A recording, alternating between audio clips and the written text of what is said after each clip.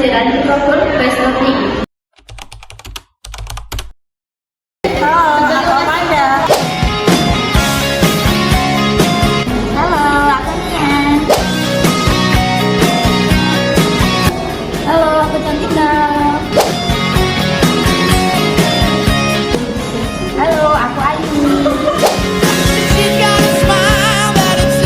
Halo, nama aku Putri.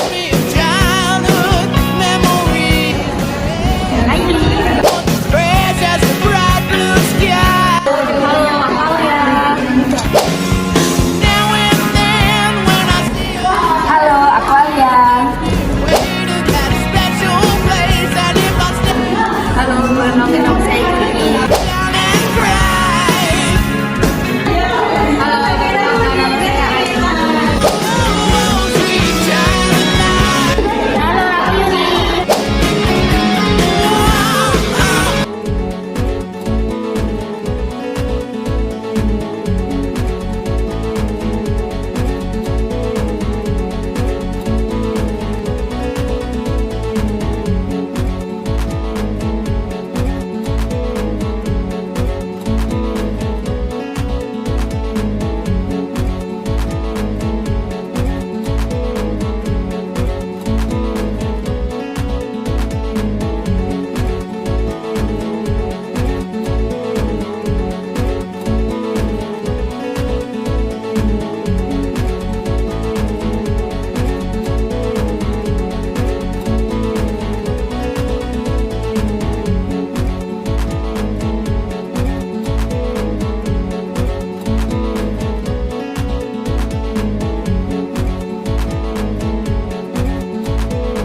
Assalamualaikum warahmatullahi wabarakatuh. Waalaikumsalam warahmatullahi wabarakatuh. Selamat pagi anak-anak. Pagi, Ibu. Bagaimana kabarnya hari ini? Alhamdulillah, luar biasa. Allahu Akbar. Yes. Nah, sebelum mulai pembelajaran kita pada pagi hari ini, saya minta untuk ketua kelas memimpin berdoa terlebih dahulu. Baik Ibu, sebelum kita memulai pembelajaran pada hari ini, ada baiknya kita berdoa menurut keyakinan dan kepercayaan masing-masing. Berdoa dimulai.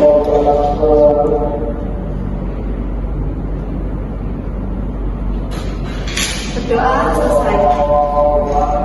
Baik, sebelum memulai pembelajaran kita pada pagi hari ini, Ibu akan absen terlebih dahulu ya. Baik, Bu. Yang pertama Amanda, Hadir. Nia, Hadir. Cantika, Hadir. Eva, Hadir. Putri, Hadir. Laili, Ada, Bu. Alia Marun, Hadir, Ibu. Aini, Hadir. Alia Latifa, Hadir. Kiki, Hadir. Lala, Hadir. Yuni, Hadir. Lydia, Hadir. Oh iya, tidak apa-apa. Di sini apakah kalian tahu apa itu fluida dinamis? Tahu tidak, Bu? Ya, silakan Putri terlebih dahulu. Fluida dinamis itu adalah fluida yang bergerak, baik berupa zat cair atau gas. Iya, betul sekali. Cantika? Cairan yang mengalir, Bu. Oh iya, Putri. Fluida itu adalah zat yang mengalir, Ibu. Nah, benar sekali. Semua yang disebutkan oleh teman-teman kalian merupakan gambaran dasar dari fluida dinamis. Kenapa sih saya tanya seperti itu? Apakah kalian tahu alasannya? Karena kita mau belajar fluida. Iya, betul sekali. Tapi lebih tepatnya, fluida dinamis kita pelajari karena memiliki hubungan dengan tujuan pembelajaran kita pada pagi hari ini. Nah, pada pagi hari ini tujuan pembelajaran kita yaitu yang pertama, setelah nanti kita akan menayangkan video, kalian itu bisa mengidentifikasi bagaimana sih kok pesawat itu bisa terbang di udara. Padahal bentuknya kan besar sekali kan. Nah, yang selanjutnya nanti tuh Ibu akan memberikan sebuah permasalahan. Nah, kalian itu diminta untuk menyelesaikan permasalahan tersebut. Nah, kalau berhasil berarti tujuan pembelajaran kita itu sudah berhasil. Baik, setelah ini Ibu akan menayangkan video tentang pesawat terbang ini ya. Ya, baik-baik, Bu.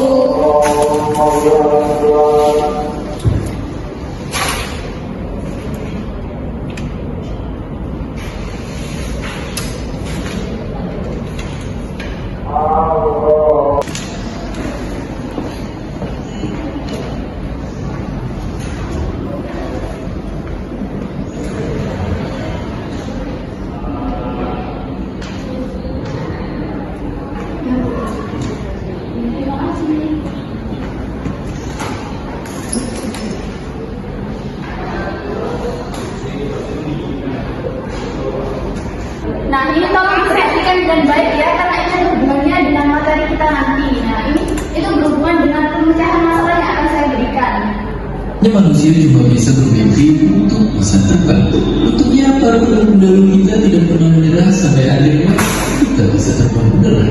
Terima kasih telah mengajari ilmu pengetahuan. Sekarang kita bahkan bisa terbang keliling dunia menggunakan pesawat terbang. Saking banyak orang mau terbang tiap harinya, tidak ada banyak maskapai sampai mereka menjadikan mobil kapasitas berisi penerbangan alias protokol dan juga viral di Amerika Serikat untuk tahun ini. Yang jelas, teknologi pesawat sudah sangat maju. Wahai perusahaan sendiri, mungkin bakal terheran-heran memikirkan bagaimana caranya kendaraan metal segede gabung ini bisa terbang. Dibandingkan dengan belenggu, balik-balik bambu atau benda terbang lainnya, pesawat terbang berduri metal termasuk objek yang amat sangat berat.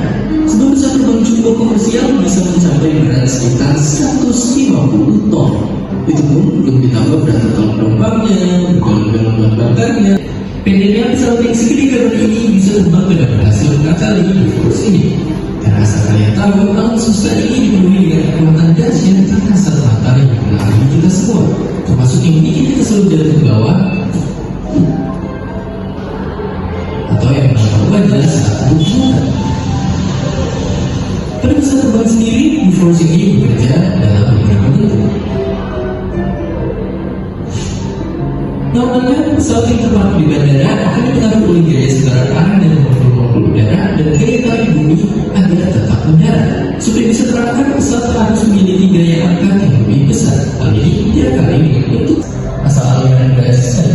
Kacau molekul udara di atas sayap juga akan bergerak lebih cepat dari yang di bawah dan ujung-ujungnya akan menambah tekanan ke atas. Selain dari ke atas dan di bawah, pesawat juga dipengaruhi oleh gaya fisik yang alaminya akan menahan laju pesawat. Seperti di sebelah depan pesawat terbang harus punya daya dorong yang besar. Disinilah mesin pesawat terganda. Menggunakan pengendali jet atau roket, mesin pesawat berfungsi untuk menjaga udara dan dorong yang belakang. Sekali sebut, tipikal mesin 777 bisa menjaga sekitar hampir 57 juta liter udara. Pesawat bisa naik di udara karena berhasil menyeimbangkan sebuah gaya yang mempengaruhinya. Dengan memanipulasi the force, pesawat bisa mengontrol laju, ketinggian, dan juga gerakan. Oke, memang itu semua terdengar ribet, tapi ini semua bisa tercapai berkat nenek moyang kita yang terus ingin belajar dan bermimpi. Tentunya setelah bertahun-tahun penelitian, ribuan kali gagal dan usaha yang pantang menyerah. Tanpa itu semua, sejarah penerbangan manusia muncul bakal mentok pada eksperimen sains Regulus atau jurus mengingatkan tubuh. Dan tentunya, tanpa pesawat kita harus naik kapal atau berenang tiap kali kita keluar pulau. Sangat menyusahkan. Dan seperti biasa, terima kasih.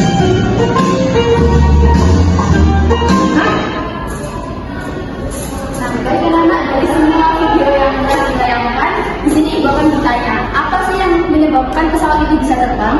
Saya Ya, silakan Kiki. Jadi pesawat itu bisa terbang karena untuk sayap pesawatnya itu didesain sedemikian rupa sehingga nanti dapat mempengaruhi tekanan yang ada di atas sayap, di bagian atas sayap dan di bagian bawah sayap. Nah, pesawat bisa terbang itu karena tekanan yang ada di atas bagian atas sayap itu lebih rendah daripada tekanan yang berada di bagian bawah sayap seperti itu. Iya, betul sekali. Apakah ada jawaban yang lainnya juga? Saya ada jawaban lain Bu. Dari video yang sudah ditayangin tadi dijelaskan bahwa pesawat bisa terbang karena ada berhasil memanipulasi gaya-gaya yang mempengaruhinya, berhasil memanipulasi the force-nya. Nah, ya betul sekali apa yang dijawab oleh teman-teman. Nah, di sini pesawat dapat terbang itu karena pesawat berhasil memanipulasi gaya-gaya yang mempengaruhinya. Contohnya gaya dorong, gaya angkat, gaya tarik bumi, serta gaya gesek. Nah, sayap pesawat sendiri itu didesain sedikit melengkung supaya tekanan di bagian bawahnya itu lebih besar daripada tekanan di bagian atasnya. Jadi pesawat itu bisa terbang dengan mulus gitu, dengan baik tanpa ada kendala. Nah, karena ibu rasa semua sudah paham tentang video kali ini, ibu akan membagi kalian menjadi beberapa kelompok. Nah, setelah ibu bagi, nanti kalian bisa memilih siapa yang akan menjadi ketua yang akan bertanggung jawab atas jalannya diskusi kalian. Untuk nama kelompoknya akan ibu tulis di papan.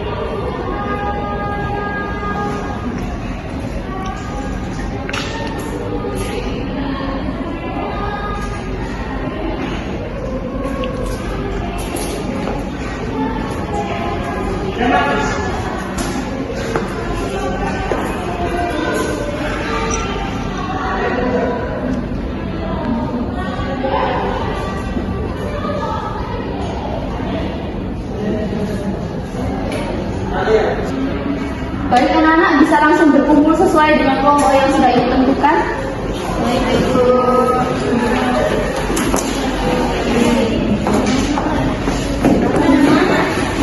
Di sini kelompok 1, kelompok 2, kelompok 3, atau enggak kelompok 1, 2 bisa sebelahan.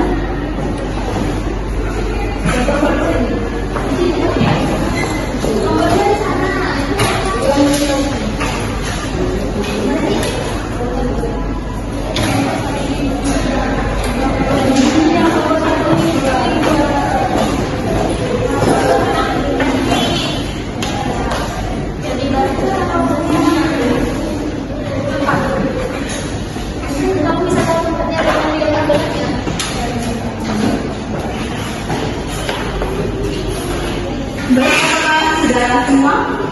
Sudah. Kelompok 1 mana? Ya, kelompok 2. Ya, kelompok 3. Iya. Nah, sebelum kita memulai tentang tugas kali ini, gua akan menjelaskan bagaimana sih cara pengerjaan tugas kali ini. Nah, pertama, kali ini diminta untuk berdiskusi tentang masalah yang akan diberikan. Setelah itu, kalian bisa menggunakan referensi berupa buku paket ataupun LKS yang kalian punya. Nah, di sana lebih tepatnya di buku paket itu kalian bisa membuka pada halaman 48. Di sana sudah terlampir dengan jelas materi tentang fluida dinamis yang kita bahas hari ini. Untuk selanjutnya, setelah data ataupun diskusi kalian sudah didapatkan, maka kalian bisa langsung menuliskannya pada lembar kerja yang akan diberikan.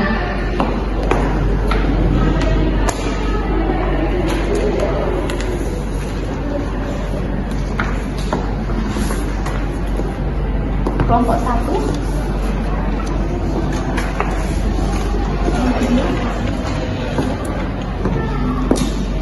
kelompok 3.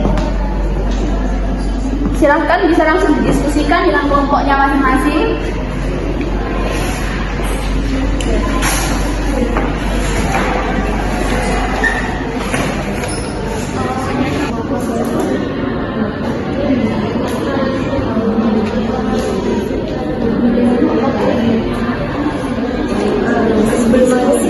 Oh iya, sekarang didiskusikan ya. Nanti kalau ada yang perlu ditanyakan bisa langsung bertanya. Saudara naik, kemudian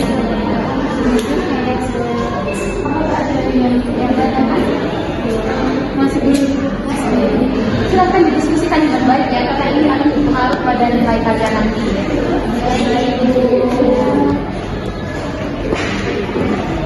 Apakah kelompok 2 ada yang perlu ditanyakan?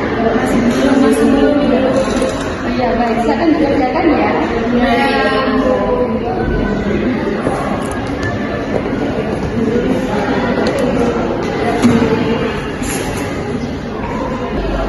Baik anak-anak, apakah semua kelompok sudah selesai? Kelompok 1, apakah sudah selesai? Sudah. Kelompok 2? Sudah. Kelompok 3? Sudah. Nah, karena semua kelompok sudah selesai, di sini waktunya kalian untuk mempresentasikan hasil diskusi kalian. Nah, di sini saya minta untuk salah satu perwakilannya maju ke depan dan mempresentasikan hasil kerja kelompoknya. Untuk yang pertama, kelompok mana yang ingin maju terlebih dahulu?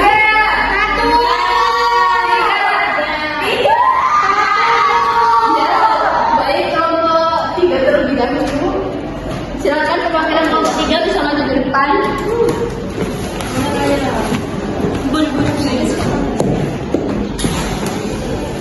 Baik, di sini saya akan menjelaskan mengenai apa yang sudah kelompok 3 diskusikan.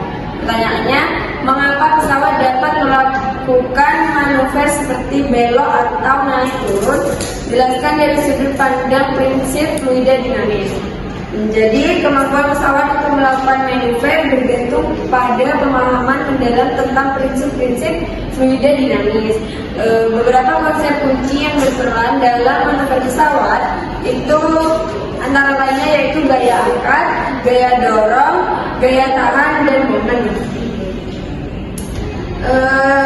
Cara melakukan manuver itu yang pertama untuk belok ya Bu.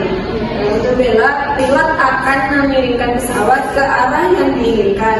Nah, hal ini akan menyebabkan gaya angkat pada salah satu sayap menjadi lebih besar daripada sayap lainnya, sehingga menghasilkan momen yang membuat pesawat itu akan berputar. Aileron yaitu permukaan kontrol yang terletak di ujung sayap digunakan untuk mengatur besarnya momen pada pesawat. Untuk naik turun, untuk naik pilot akan meningkatkan sudut serangan pada sayap sehingga gaya angkat akan menjadi lebih besar. Sebaliknya untuk turun, pilot akan mengurangi sudut serangan pada sayap. Elevator yaitu permukaan kontrol yang terletak di bagian belakang pesawat digunakan untuk mengatur sudut pada serangan. Ya, terima kasih atas jawabannya. Bagus sekali jawabannya dan termasuk sudah lengkap ya. Tepuk apresiasi. Dikasih W, kasih W. Wow, keren. Wow, keren. Wow, keren. Wow, keren. Sekian presentasi dari kelompok 3, kurang lebihnya mohon maaf. Wassalamualaikum warahmatullahi wabarakatuh. Waalaikumsalam warahmatullahi wabarakatuh. Baik, untuk kelompok selanjutnya, kelompok berapa yang ingin maju? Kelompok 2. Baik, sekarang ke kelompok 2 maju ke depan. Iya. Ayo. Semangat. Go, ayo minggu. Go. Baik, terima kasih atas kesempatannya. Sebelumnya perkenalkan, saya Nur Ainzakia dari perwakilan dari kelompok 2. Di sini saya akan membacakan hasil dari diskusi kelompok 2, yaitu permasalahannya itu pesawat supersonik dan prinsip hidrodinamis. Pesawat supersonik adalah pesawat yang mampu terbang dengan kecepatan lebih dari Mach 1, yang artinya pesawat supersonik mampu terbang lebih cepat dari kecepatan suara. Jelaskan bagaimana prinsip hidrodinamis bekerja pada pesawat. Jadi jawabannya berdasarkan prinsip dasar yang bekerja pada pesawat supersonik, yang pertama yaitu kompresibilitas udara. Pada kecepatan subsonik, udara dapat dianggap sebagai fluida yang tidak dapat dimanfaatkan. Namun, pada kecepatan supersonik, udara menjadi sangat kompresibel. Ketika pesawat bergerak lebih cepat dari kecepatan suara, molekul udara tidak memiliki waktu yang cukup untuk berpindah keluar dari jalan pesawat, sehingga terbentuk gelombang kejut. Yang kedua yaitu mengenai gelombang kejut. Gelombang kejut adalah perubahan tekanan yang tiba-tiba yang terjadi ketika suatu benda bergerak lebih cepat daripada kecepatan suara di dalam medium. Gelombang kejut ini menghasilkan suara ledakan yang khas yang kita dengar ketika pesawat supersonik melintas. Yang ketiga yaitu drag transsonik. Saat pesawat mendekati kecepatan suara, hambatan udara meningkat secara drastis, sehingga fenomena ini disebut sebagai drag transsonik. Hal ini disebabkan oleh pembentukan gelombang kejut yang menghasilkan gaya hambat yang sangat besar. Baik, terima kasih atas jawabannya. Tepuk apresiasi.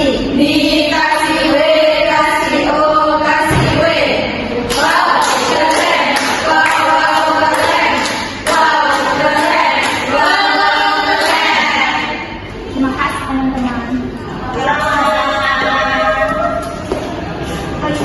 Baik, untuk kelompok yang terakhir silakan perwakilan dari kelompok 1 untuk maju dan menjelaskan hasil diskusinya.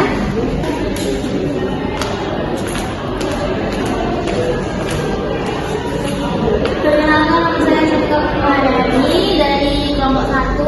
Di sini saya akan membacakan diskusi dari kelompok 1. Jadi pertanyaannya, turbulensi merupakan gerakan udara yang tidak teratur dan acak yang dapat menyebabkan guncangan pada pesawat.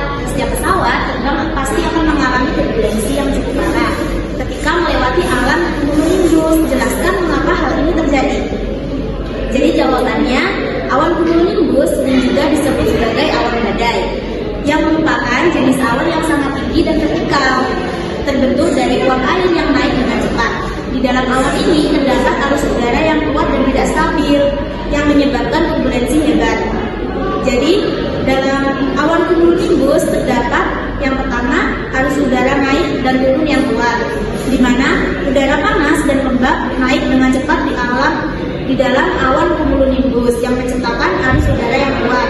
Yang kedua ada angin geser. Jadi angin geser merupakan perubahan kecepatan atau arah angin secara tiba-tiba yang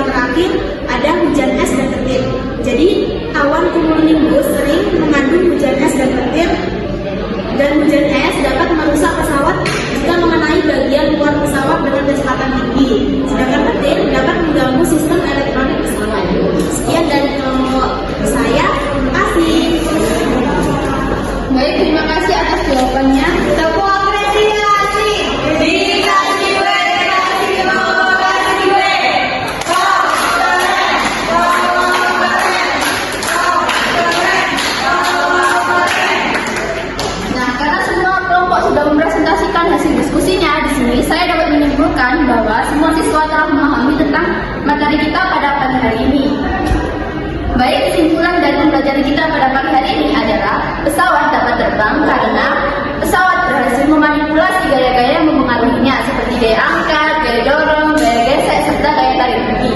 Dan kenapa kok sayap pesawat itu didesain melengkung? Karena supaya menghasilkan tekanan di bagian bawah itu lebih besar daripada tekanan di bagian atasnya. Nah, karena semua ibu rasa sudah paham tentang materi ini, maka kita akhiri pembelajaran kita pada pagi hari ini dengan ucapan hamdalah.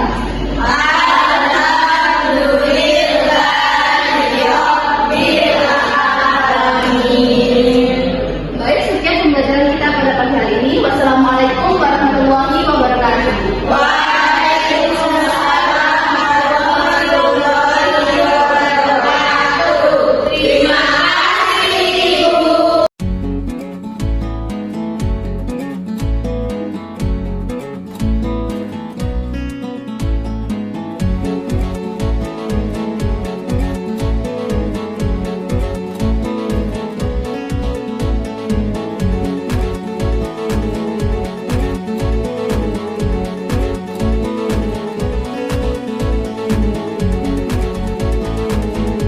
Baik anak-anak, sekian dari saya permisi dulu ya.